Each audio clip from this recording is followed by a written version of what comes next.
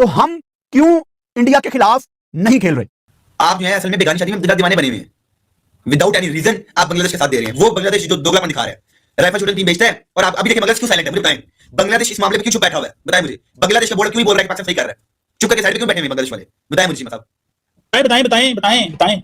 ये भी जो स्टेप पाकिस्तान ने लिया या ये यहाँ पे जो बैकफुट पे गया है, वो स्टार्टिंग तो बांग्लादेश ने की है ना। सब कहते रहे कि जी बांग्लादेश वीक है, बांग्लादेश के पास पैसा नहीं है। भाई सबको पता है उसके पास इतना पैसा नहीं है, उसके मामला इतने ईजी नहीं है। लेकिन बांग्लादेश ने स्टेप लिया ना, अपनी वैल्यू सामने रखी, अपना फैसला सामने रखा, ठीक है, अपनी इज्जत सामने रखी। मतलब मैं इस वजह से कह रहा हूँ कि वो कंट्री जो ये कहती है कि यार मेरा एक बंदा, चाहे क्रिकेटर है चाहे कोई भी मेरी कंट्री का एक फर्द, अगर आप उसको वैल्यू नहीं देंगे तो हम आपको वैल्यू नहीं देंगे। मेरे फर्द की वैल्यू है भाई। हमने बांग्लादेश की मदद किया है, बांग्लादेश कभी नहीं खड़ा हुआ ऐसे पाकिस्तान के लिए। हम ऑलरेडी खड़े हो चुके हैं इस हद तक।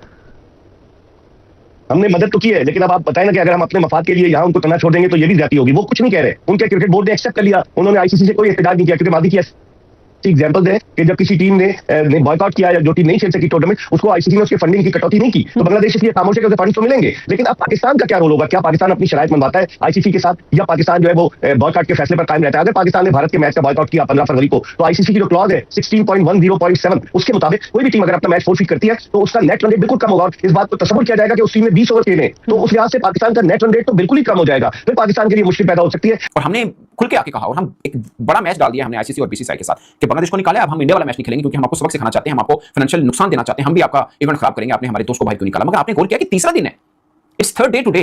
बांग्लादेश की तरफ से official, I am pretty sure कि बांग्लादेश के लोगों ने, क्रिकेट बोर्ड ने पीसीबी को फोन किया होगा, बाकी मामला हुए होंगे, थैंक्स भी बोला होगा, सब चीजें, मगर ऑफिशियल आकर बांग्लादेश के किसी बोर्ड सरबराह ने या डायरेक्टर ने, किसी ने ये नहीं कहा thank you very much Pakistan, आपने ये बाइकआउट किया भारत वाला मैच, आप बिल्कुल हमारे साथ खड़े हो, थैंक यू वेरी मच। या फिर खुदा ना खासा अगर कल हम पर कोई फाइन होता है या आईसीसी कोई सीवियर एक्शन लेता है, जो कि मुझे लगता है कि सैंक्शन वाला मैटर शायद ना हो, बट कोई फाइन या दूसरा कोई भी पाकिस्तान क्रिकेट बोर्ड के ऊपर मुश्किल आती है, तो क्या बांग्लादेश भी उस आईसीसी की अनाउंसमेंट या जो भी पाकिस्तान पे खुदा ना खासा फाइन होता है, बांग्लादेश कहे कि ये पाकिस्तान पे नहीं है, ये बांग्लादेश पे फाइन है, अब हम भी आईसीसी का किसी इवेंट को नहीं खेलेंगे क्योंकि आईसीसी ने फाइन गलत किया है? तो ऐसी कुछ स्टेटमेंट बांग्लादेश भी देगा, क्योंकि हम तो आई एम प्रीटी श्योर कि बांग्लादेश के लोग इस चीज को बहुत पसंद कर रहे हैं कि पाकिस्तान ने यूं दोस्तों की तरह, भाइयों की तरह बांग्लादेश के साथ खड़ा हुआ है। मुझे याद, बल्कि मैं बांग्लादेशी काफी जर्नलिस्ट के साथ डेली कम्युनिकेशन करता हूं, तो वो लोग कहते हैं कि बांग्लादेशी आम जो लोग हैं वो बहुत खुश हैं और बड़ा थैंक्स भी कह रहे हैं पाकिस्तान को। मगर बांग्लादेश क्रिकेट बोर्ड की तरफ से स्टेटमेंट आना ना मुझे अजीब फील हो रहा है। मैं ये नहीं कह रहा कि कल पाकिस्तान पे मुश्किल टाइम आया तो बांग्लादेश निकल जाएगा, एसीसी का मैटर हुआ, बांग्लादेश ने खुल के हमारी हमायत की, वहां पे मीटिंग हुई और सपोर्ट भी किया, बड़ा चीजें हुई, बट जिस तरह से खुल खिला के पाकिस्तान क्रिकेट बोर्ड बांग्लादेश के लिए खड़ा हुआ, उनकी लड़ाई और हम गुस्सा हैं बीच में, जिन्होंने पंजाबी से कहते हैं ना, उन्होंने बेलने जैसी बांध दी है बेसिकली, बल्कि हमने तो सर दे दिया ना, खुल के लड़ पड़े हम लोग। सो ये है, इसमें कोई दो राय नहीं है कि कल को बैठक होती है आईसीसी की और इस मुद्दे के ऊपर डिस्कशन होती है, पाकिस्तान से डिमांड किया जाए, तो हम ये नहीं कह सकते कि यार बांग्लादेश को वर्ल्ड कप में वापस लेके आओ, क्योंकि बांग्लादेश वापस नहीं आ सकता। ये डेड एंड बरीड केस हो चुका बांग्लादेश टीम की वर्ल्ड कप में वापसी, ये 2026 में ये नहीं हो सकता कि आप स्कॉटलैंड को बाहर भेजें और वो आए, तो वो तो सही है, बट हमने बेसिकली लड़ाई तो उनके लिए लड़ी, मतलब बजाय यही लग रहा है कि हम उनकी लड़ाई लड़ी। हमने अभी तक जो भी स्टेटमेंट दिए बांग्लादेश के मैटर के ऊपर दिए कि बांग्लादेश के साथ ज्यादती हुई है। एक और प्रॉब्लम, आप शायद बहुत कम लोग इसको डिस्कस कर रहे हो, बल्कि दो पॉइंट है। एक ये पॉइंट कि बांग्लादेश ने कहा कि हमारे, उनके आसिफ नजरुल स्पोर्ट्स एडवाइजर हैं, उन्होंने जब बांग्लादेश को बाहर कर दिया आईसीसी ने, तो उन्होंने कहा कि हमारे साथ आईसीसी ने ज्यादती की है। मगर फिर बांग्लादेश के जो अमजद हुसैन, जिनका मैंने पहले जिक्र किया, उनकी बड़ी बैठक हुई, उन्होंने प्रेस कॉन्फ्रेंस वगैरह की, उसमें उन्होंने ये कहा कि हमने आईसीसी के फैसले को तस्लीम किया और हम कोर्ट नहीं जा रहे। यानी उन्होंने कोर्ट जाने से मना कर दिया कि हम आईसीसी के इस फैसले के खिलाफ कोर्ट नहीं जाएंगे। कोर्ट में आप जब होते हैं ना कि आपके साथ ज्यादती है, आपका केस स्ट्रांग है, तो कोर्ट जाते हो ना, आईसीसी डिस्प्यूट रेजोल्यूशन कमेटी में आप जाते हो, कहते हो कि यार हमारे साथ ज्यादती, हम इसमें जाएंगे, हम जो भी कि हम कंपनसेशन लेंगे या हम जो भी आप कह लें वो करें, हम आईसीसी को कटहरे में लेके जाएंगे। हमने वो बांग्लादेश ऐसा नहीं किया, उन्होंने कहा कि हम, हमारे साथ ज्यादती हुई है, बट हम आईसीसी के इस फैसले को तस्लीम करते हैं और हम कोर्ट नहीं जाएंगे, खत्म, मामला खत्म कर दिया। अब आईसीसी उनको फाइन करता है नहीं करता, जो भी प्रॉब्लम है वो बाकी बात है, बट बांग्लादेश ने आईसीसी के साथ मैच नहीं डाला, हमने डाला। ठीक है, उन्होंने मना किया, हम तो खेलने को तैयार हैं।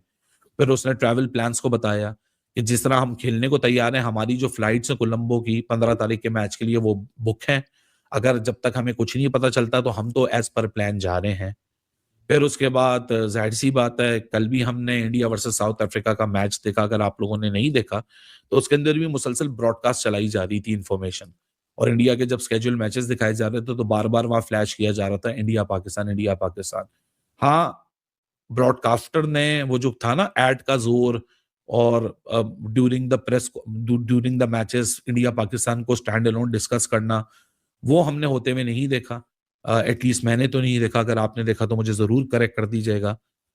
वो एटलीस्ट कल बहुत बड़ा डिफरेंस था कि वो वाली बात नहीं हुई, लेकिन मैच उसको जरूर फ्लैश अराउंड किया जा रहा था। Surya Kumar Yadav and BCCI has actually came very clean on the position as far as India Pakistan is concerned, और वो तो इस चीज के ऊपर बिल्कुल भी अब ऑब्जेक्ट नहीं कर रहे कि हमें कोई खेलने से प्रॉब्लम है। हाँ, कल को ठीक बात भी है कि कल को अगर ये मैटर जाता है डिस्कशन के अंदर, लीगल बाइंडिंग्स के अंदर, तो एक पार्टी का तो के लिए पाकिस्तान के साथ हमारी टिकटें ऑलरेडी बुक हो चुकी हैं। हमने नहीं कहा है कि भाई हम नहीं खेलना चाहते हैं, पाकिस्तान वालों ने कहा है कि भाई हम नहीं खेलना चाहते हैं इंडिया के साथ। सूर्या ने तो बोल दिया भाई उनका डिसीजन मेरे हाथ में तो है नहीं, ना मेरे कंट्रोल में। हमने उन्हें इससे पहले 3 बार खेला था, 3 बार हराया भी था। उन्होंने चीकीली मेंशन कर दिया हमने 3 बार हराया भी था और हम जीते थे और हम बहुत खुश भी थे, और हम तो दोबारा अपॉर्चुनिटी ढूंढ रहे हैं भाई। अब सूर्य कुमार यादव ये कह रहे हैं कि भाई हमारी तो टिकटें बुक हैं, ਅਸੀਂ ਉਧਰੋਂ ਦਿੱਲੀ ਜਾਵਾਂਗੇ, ਦਿੱਲੀੋਂ मैच खेल के सीधा कोलंबो जावांगे, पूरी आइटनरी तैयार है। और उन्होंने मना किया है, हमने मना नहीं किया, हम तो खेलने को तैयार हैं, हम जाएंगे 15 को मैच में। आपकी इज्जत इसी के अंदर है कि आप भी मुंबई में बैठे हुए मैच फोरफीट कर दो ताकि आपको श्रीलंका ना आना पड़े। 1 पॉइंट तुसी रख लो, 1 पॉइंट हम रख लेते हैं। आप ये सोचिए, लोगों के जो बाकी जो बच्चे होते हैं, लोग होते हैं, हाथ इनके ऐसे होते हैं, इनके ऐसे होते हैं। ये पैदा ही ऐसे भाई, होते हैं। पैदा ऐसे होते हैं सारे पाकिस्तानी। आपको मालूम है? ये बात आपको मालूम नहीं थी, ये फैक्ट बता रहा हूं। सूर्य ने बोला कि यार हमने मना नहीं किया, उन्होंने खेलने से मना किया। हम तो रेडी हैं अपने प्लान्स के साथ। मतलब जहां उसने सबसे पहले बोला कि हमने मना नहीं किया, उन्होंने मना किया, हम तो खेलने को तैयार हैं। फिर उसने ट्रैवल प्लान्स को बताया कि जिस तरह हम खेलने को तैयार हैं, हमारी जो फ्लाइट्स है कोलंबो की 15 तारीख के मैच के लिए वो बुक हैं। अगर जब तक हमें कुछ नहीं पता चलता तो हम तो एज पर प्लान जा रहे हैं। हम लोगों को पता है कि हम अभी उनके खिलाफ अच्छी क्रिकेट नहीं खेल रहे, and you will see very soon हम लोग उनको ऐसे रहना शुरू कर देंगे जैसे वो अभी हमको रह रहे हैं। तो गेम क्रिकेट की ऐसी है कि ये एराज के साथ चलती है और ऐसे ही चलती रहेगी आगे भी। तो आगा जी ने इंडिया पाकिस्तान गेम के ऊपर जो सवालात थे उनके जवाबात दिए, और एक ही बात आगा जी ने दोहराई कि हमारी सरकार हमें जो कहेगी हम उस सरकार के फैसले के पाबंद हैं। तो लिहाजा इंडिया पाकिस्तान मैच निश्ता, निश्ता का मतलब निश्ता, हमने टॉस तक इसको निश्ता रखना है।